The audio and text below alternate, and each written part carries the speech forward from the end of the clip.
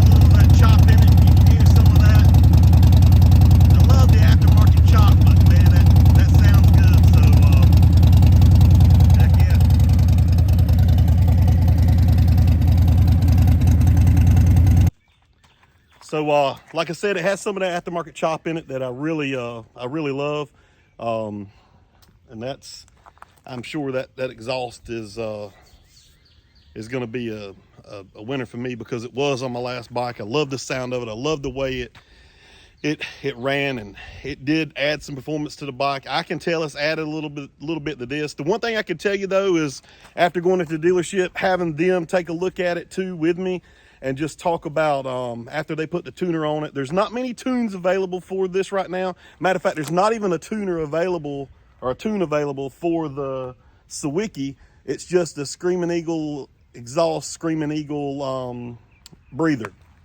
They told me at the dealership, go ahead and put on the tune for the Screaming Eagle and run it until they come out with something different. It was going to be fine. It does have a little pop here and there on, you can tell a little back pressure, but it's not near as bad as it was. It is worse if you're riding in normal mode, but when you're in sport mode, a lot of that goes away. And I believe a lot of that is because when you tune the bike, they're telling you to tune it in sport mode.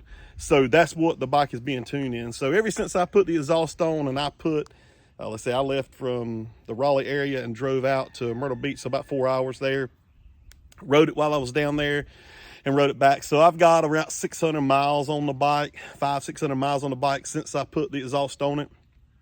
And it's performed great. No issues, sounds good. Right next to the guys with their exhaust as well, and no issues.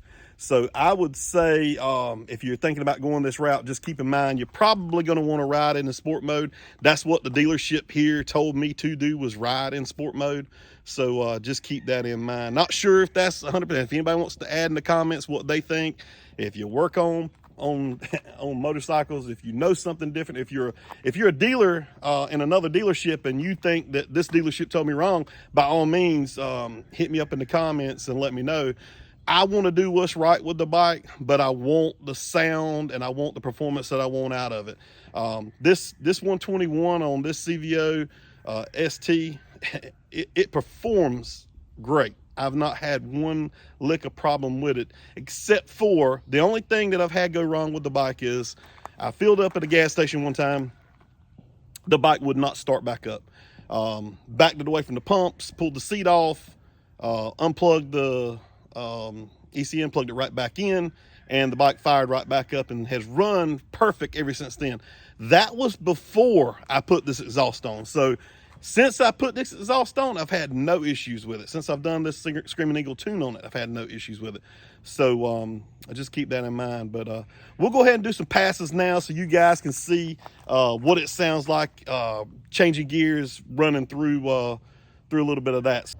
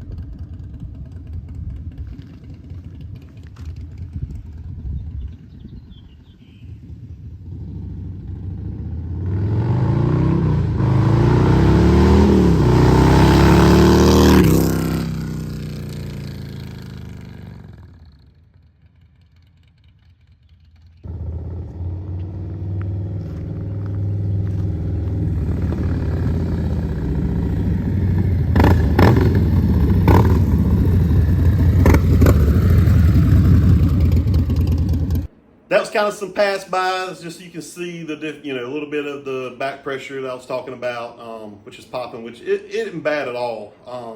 I don't see any issues with it. I mean, I'm sure some of you guys may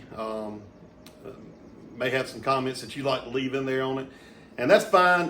Comments are awesome, good, bad, or indifferent. I don't care. Again, I've said this in previous videos, and I'll say it again and again. The bike's mine. I'm going to do what I want to it to make it mine. Down in Myrtle Beach, riding the strip, had a few people that either pulled up beside me or just walking down the street said, "Nice bike, man. Love what you've done to it."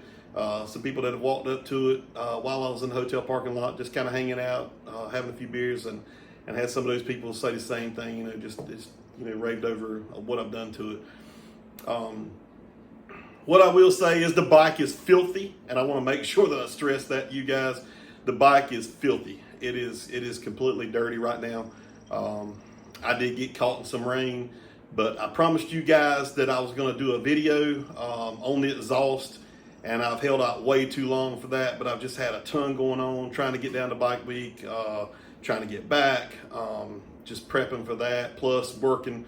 I don't know if many of you may not know, I'm a fireman full-time, along with a real estate agent. I build houses, have a property management company, do a lot of things, and then this YouTube channel is just something that I've enjoyed doing, and plan on continuing to do it, just to show what I'm doing to this bike, and really, if nothing else, it just kind of it records the progress that I'm making on the bike, to make it mine. So if I ever decide to get rid of the bike or whatever, I don't think I'll trade this one in. I'll probably sell this one if I were to do anything with it.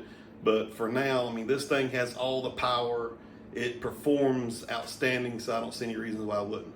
The next video that I'm going to be doing, and the reason why I did this one today, even with the bike dirty, everything the way I did it, was because I'm getting ready to put the thrashing bar and risers on it. The last piece to the puzzle was the bars. Those bars sold out extremely quick. I was on the website pretty much within a few minutes of them releasing those bars, and bought them. They sold out the same day, but I'm planning on getting those bars on, and I did not want to do the video on the exhaust after I did that, because I wanted to make this video about the exhaust and then make the next one about the handlebar. So this is a preview of what's going to be installed. We have the 9.5-inch pullback risers, the metal steel bushings, whatever that is.